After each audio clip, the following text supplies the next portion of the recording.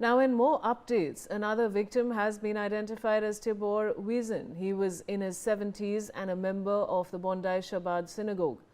According to reports, he went to the Hanukkah event with his wife and grandchildren and died trying to shield a family friend. Aaron, this is Aaron Livarko, is an Israeli journalist, of course. He's with me on the broadcast. Aaron, I've just shared some very heartbreaking news with our viewers right now, and this is very, very unfortunate. Every terror attack must really be condemned.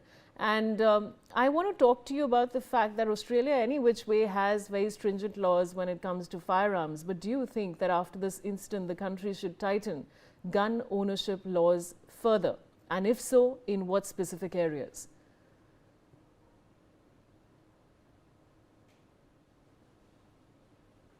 Laws that they have, these people, they have ways of going under the ground. I don't think that that is going to solve the problem. I think if they try to do that, then I think the innocent people, like people that go out hunting, I think they're going to suffer as a result. I mean, it's not going to be bad if they do put more restrictions on, but seriously, I think these terrorists, they have ways of smuggling. We've seen that here in Israel, under the ground, through borders, through security fences. Above Australia, you've got Indonesia, the largest Muslim country in the world. You've got boats, you've got ships coming in. Look, it's a big topic, but my understanding is when the moment that a Muslim community builds a mosque, what happens? The community who builds that mosque, they invite from overseas sheikhs, imams to come in and teach.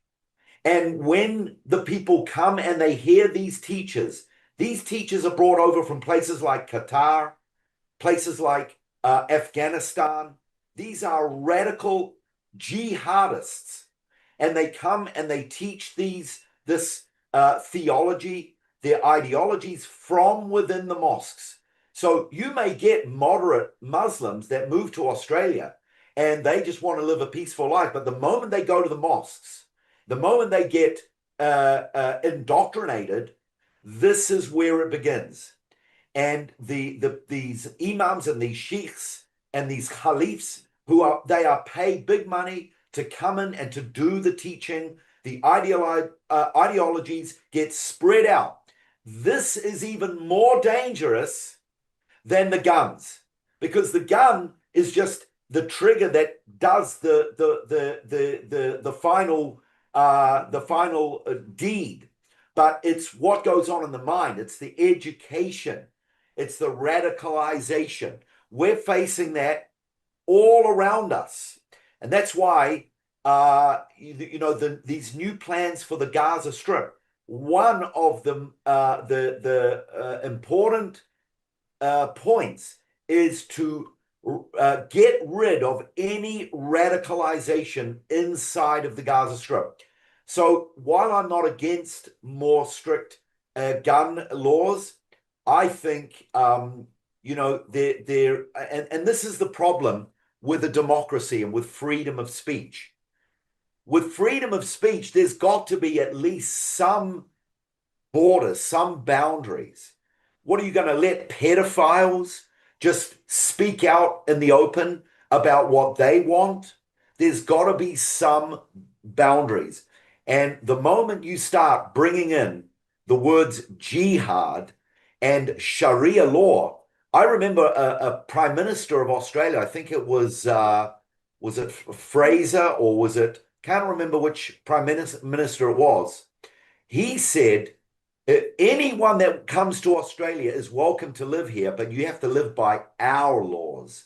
One of the goals of radical Islam is to bring about a change of law, to bring about their laws. It's called Sharia law. And what I'm saying, this is not Islamophobia. This is not me being against Muslims. I have a lot of Muslim friends. It's not that. It's jihadists. It's the radicals. They have a goal, and jihad, they believe, first can be peaceable. They can wage a political, an educational, and an economic jihad.